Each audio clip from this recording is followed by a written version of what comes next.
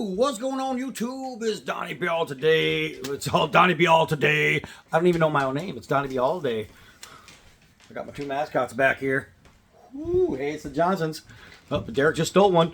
So here's the deal. Today I'm bringing you this guy right here. It is a Wartech. I got to read it because it's got a whole big name. Wartech single-edged gray tomahawk axe with sheath, custom engraved. It's a whole lot of name for such a tiny piece of crap. So here's the deal. This thing, let's get off this really nice sheath first of all.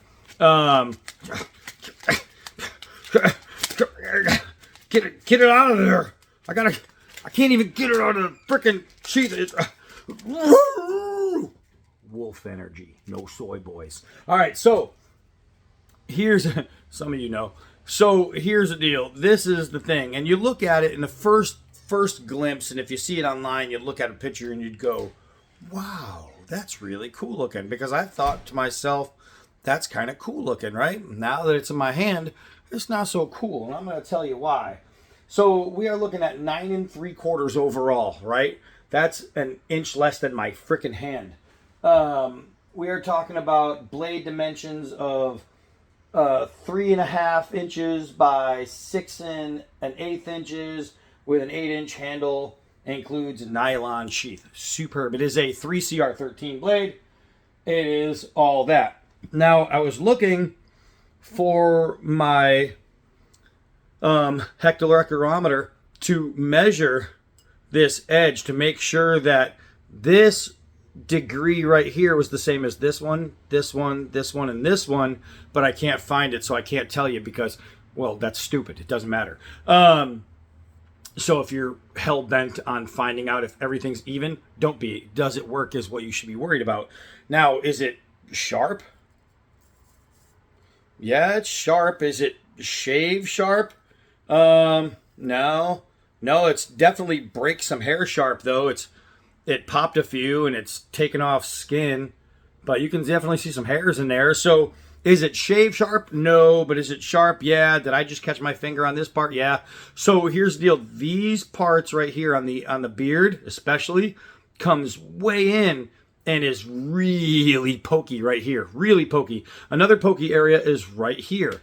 And you're thinking, but your hand goes right here. Why does that matter? Because it's designed to be this as well. It's designed to be an all-around user, and you should be able to do that. But anybody with a hand bigger than a 7-year-old is going to find out that that is not comfortable. No. So that part's pretty bad. Luckily, they add these two notches right here. I don't know why either. So I know you guys are looking at it and you're thinking, well, that's stupid. You're right. So now it's jimped up here because if you're holding it like this, it doesn't matter. So I don't understand there. Now it's jimped right here, and I guess if you're going to hold it like this, you could use the jimping, but what would you be using a little axe for like that for? I don't know. Therefore, it doesn't matter. Another bad design area is down here. Now it's jimped in here, but you have a full swell. So to have it jimped, there's a theme here, guys. It doesn't really matter. It just doesn't freaking matter. As you can see, there's like a little scratch there. That was just from bumping here. This part is really sharp, and it is not too far away from the hand. So all you have to do is open your hand, and boom. So letting it go and just touching yourself, that matters. And just touching yourself, you could see just a little tiny poke, and it's digging right into your hand. That matters. Luckily, they added this guy, a little weight reduction hole, I'm guessing. Okay, so then they have a lanyard hole in case you want to strap this thing to you if you're going to be out using it like this. What would be the point of creating this if this was a necessary effect? You might be able to see where I'm going with this thing. This design is absolutely terrible. But does it work? We're going to find out. Now, one thing I know is I got to throw this. When I say that, one thing I know, this right here is deadly on your own hand. It may not be deadly for someone else unless you hold it up here and you try to flick it with your wrist. Oh, man. I guess you could hold it this way and try to rip somebody and then stab yourself in the wrist. Ah, like I just did. There is not much usefulness about that. You'd see these bevel lines right here. It makes you think that they swedged it. Therefore, when you throw and you hit heel, it'll still stick in. But they swedged it like that. What is the point of adding a swedge if you're not going to swedge it enough to be useful? Now, can that still stick? I mean, yeah, you can stick a cinder block into a tree if you throw it hard enough. So if you catch it at the right angle, it'll still stick, I'm pretty sure. But useless. This is some kind of, I don't think it's G10. I think it's some kind of composite plastic. It's really cheap and it's really hard feeling. It's like really, really stiff in the hand. And I mean like to the point where if it was G10 and it had a little bit of texturing, it probably wouldn't be that bad. The way they dug it out, I think is super attractive. This is super attractive. These lines are super attractive. That's attractive. This little hole is super stupid. There's a lot about this knife design to immediately like, but not continuously like once it's in your hand, you know what I mean? And I tell you all the time that some people do fantasy and some people do, like Phantom Me, where it's their own fantasy to be in a design. It's not so much of a fantasy piece because it's kind of a normal shaped tomahawk, or axe that they call it. But it's more, it has its own fantasy. I cannot speak English, man. I swear to God, I learned English like 3 days ago. I should be doing better than this. But it's got its own little fantasy embellishments and yada, yada, yada. Let's just go out and play with it. All right, so just carrying this thing, I'm stabbing myself every which way but Sunday. I don't know what that means. I just turn it and it pokes me and it pokes me there and it pokes me there. It's just terrible. So I want to do a little water bottle cut, but I understand it's not going to be completely fair because this bottle is fairly thick. It's a lot thicker than some of the others, but we're going to try anyway just to see because the edge seems pretty good. The problem is momentum in the swing because of this shortness, right? But we're going to try anyway and see what we can do. Let's see if we can get you here in frame and see if we can't cut this thing in half. And I keep grabbing that little spike there, and even though it's not sharpened, it digs into your hand in a very uncomfortable way. All right, so while it looks like I just whittled myself, which I may have, I'm not gonna lie to you, I think it did less cutting and more maiming. The water is gone. It's a broken bottle, not completely sliced bottle, but again, I have to say that this bottle is pretty rough, right? So doing a little dig and drag, it's sharp enough for all that. I got you guys completely soaked. Luckily, the actual camera lens doesn't seem to have any water on it, so I shouldn't have any little water spots showing up. We're in the light here, so maybe I can show this guy to you with some sunshine on it, right? See, that's what I saw, and I said, hey, that's not so bad. But let's see if we can't chop a few things. And here's one thing I can tell you, because it's like a plastic, immediately this thing is slippery as hell. Actually, before we do some chopping, I just want to see if we can go through the nylon rope. Let's just see. Let's test, since that's what we do here. All right, so I was just going to show this to you with a mat and tell you how good it is, but instead, I'll just show you. All right, so I'm going to try to do a push cut, and that's clearly not working. Let's try and grind it. There we go. All right, so some blades can't do a simple, you got a saw on, so I have to say that this edge is actually better, even though I didn't measure it. This edge is better than some other edges I've tested. Now, I wanted to drive the spike in here, but hell no. So that's why you see me give it this little weird girly hold and do that. So obviously the spike Obviously the spike is going to work. Let's say I can twist and do all that nonsense with it. This is going to dive into the wood. That is not going to be a problem at all. Let's see.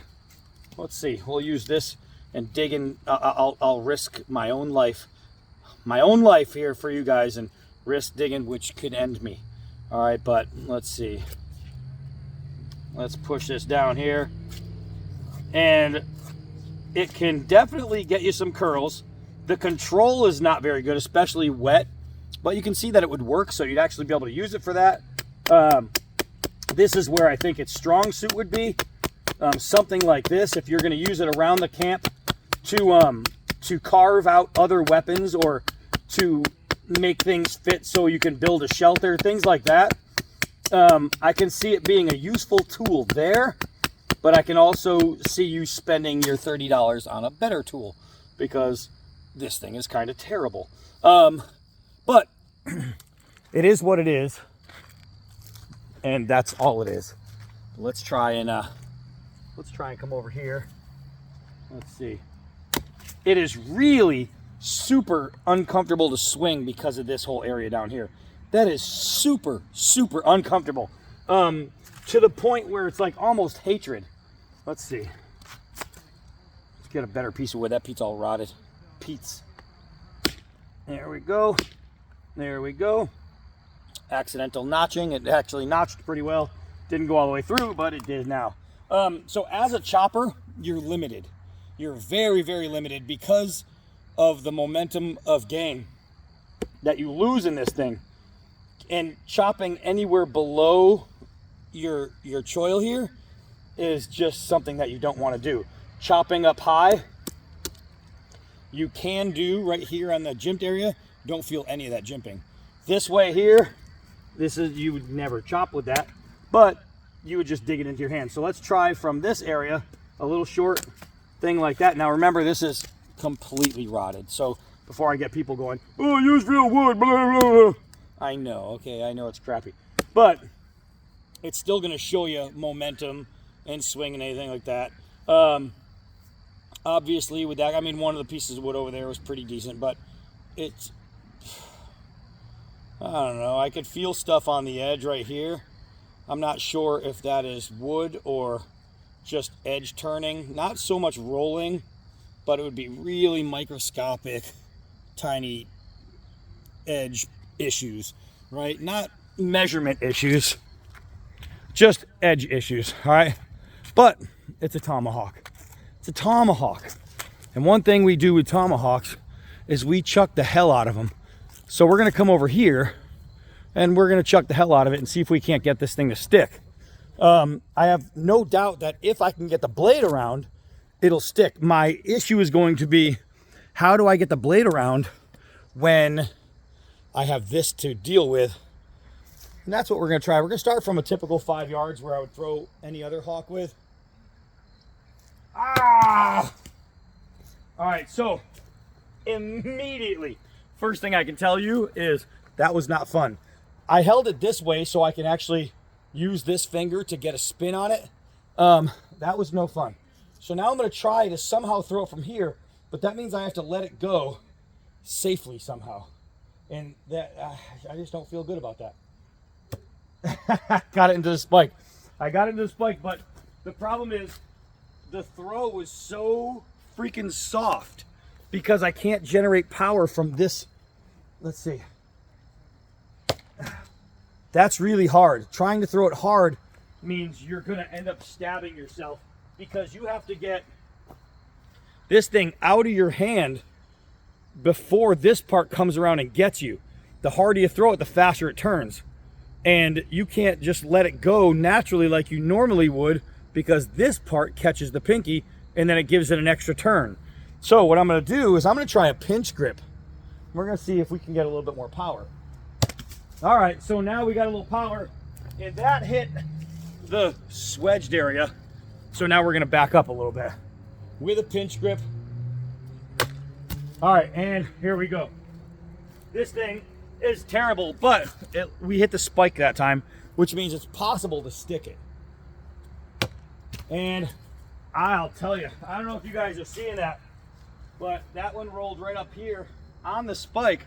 And for some reason, in this area here, even on a soft tree, it's not sticking. It's not biting me. Let's try again. There we go. I'm hitting the spike every time at 5 yards. Normally that rotation shouldn't be that far around. So what I need to do is back up to 7 yards and see if we can get a full rotation, which on this pinch grip, for some reason, oh my gosh. So I love, guys, you know, I am a thrower. I do a lot of trick shots, lots of them.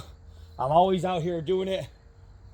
If I can't find a hawk that throws right, let me tell you something.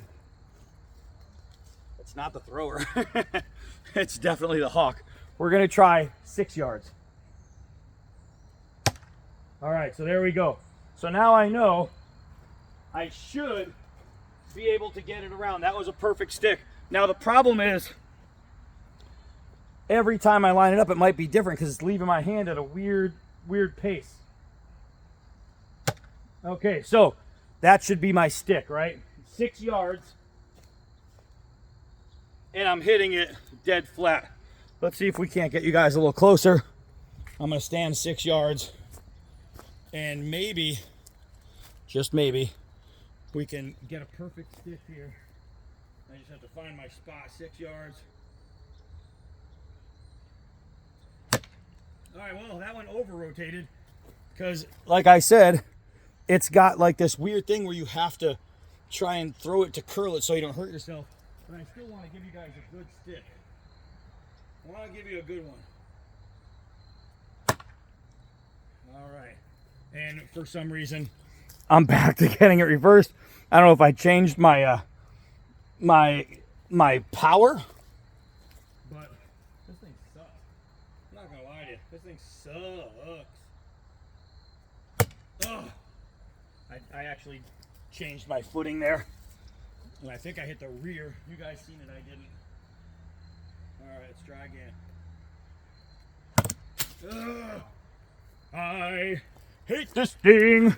So it's either consistently throw it at the spike or inconsistently throw it. That's what it comes down to. Because I'm trying to line myself up at a different spot. And so far, when you've seen those misses, they were all at a different spot, but they're all hitting the same place, which means every throw is rotating differently. That's not a good sign with a hawk. And it's not the style of throw, believe me. There, and back on the, I went back to the 6 yard spot. And there, so 6 yards, I know I can throw this like this probably all day long. But when you're throwing a hawk, it shouldn't be that way. Okay, so this, let's get the dogs. Let's go. They just look. I'm not doing anything. This is terrible. If you've seen this online and you thought to yourself, okay, first of all, I love the Punisher. Second of all, I think that shape is awesome, blah, blah, blah. And you're thinking, I have got to have one. Honestly, no, you don't. You can go to Cold Steel, and I think the Axe Gang hatchet, they call it, or the Trench Hawk, or any of those other things. I think they're like the same buck. Same buck. Man, I think they're like the same price. All that wolf energy drained my brain. I think they're like the same price in the $35 range. And that would be like Wartech's site, so you could probably find them cheaper. But it's not worth it. It is 100% not worth $35. No way, no how. Not today, not tomorrow. This thing is not a $35 tomahawk. Now you'll notice all this stuff, right? And things like that, usually you want everything even on both sides of something that you're going to throw. But if I was to tell you that the reason the throws are bad is because this side has less weight than this side, that wouldn't be true. Even though I know some people say that if it's not perfectly measured all the way around, then that means it's not good. No, this is not good because it's not good. It has nothing to do with that. It really, the only reason it's a bad thrower is because of this. I'm pretty sure that if I take this thing downstairs and grind all this off, which I just might have to do, if I grind all this off, I might have a decent thrower. It might leave the hand pretty good. But I literally, at least this part right here, I have to take it off. Maybe even this little corner right here if I round this out. And I think that is going to be one of my must-dos, is take this downstairs and grind it away. And if I do that, who knows, I might end up with a pretty decent thrower. If I come this way with it and bring it to a point here and then bring it back to here, possibly even remove the scales, I might have an all-around thrower. I might have a 3-point thrower, which is obviously would be 1, 2, 3. But it would take work for that to happen. So what I think I might do and have to do, bring this back and show you again, what I think I might have to do is take this all off right here, this whole area, and see if I can't reconstruct it just to make it a better piece.